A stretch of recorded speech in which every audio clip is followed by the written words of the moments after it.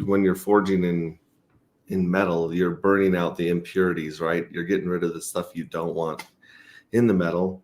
And there's a lot in crypto that's unsavory, shall we say, to say the least. We have a lot of bad actors, a lot of people who intentionally rug pull or will launch a project with no intention of actually finishing the project. And usually there's no recourse. Usually they just take off with people's, Ethereum or Pulse or whatever they're getting for their sacrifice phase or for their fundraising phase. How did you guys want to solve that with your system?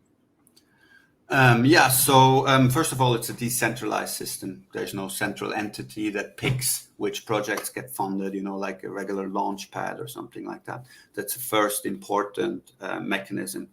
And it's not really one entity, it's a network of entities that work together.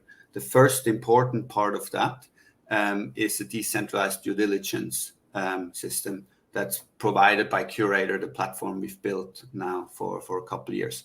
And that allows the entire community to review the projects before so right now a project can come and do a sacrifice, or they can do even if they look for donations or something, like whatever the fundraising method is, they can come and ask for money.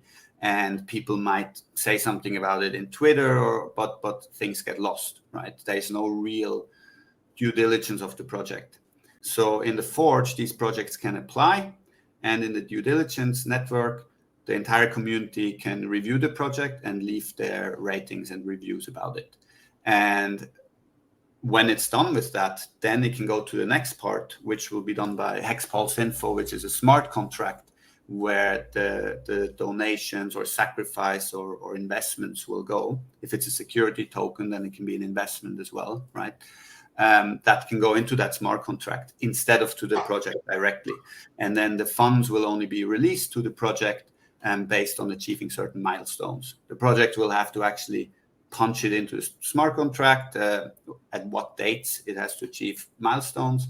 And if it doesn't, if it achieves it by that date, then the funds get released.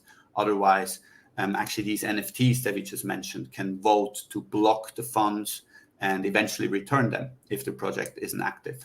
And that's the third entity in this network, is these NFTs, which is a decentralized governance of this entire ecosystem, which is going to be a mix of giveaways to very influential people in the ecosystem, which is more like your Supreme Court, who just gets power over all this.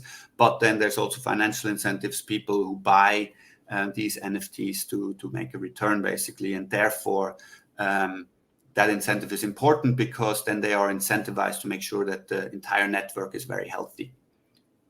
So that is a broad overview of it.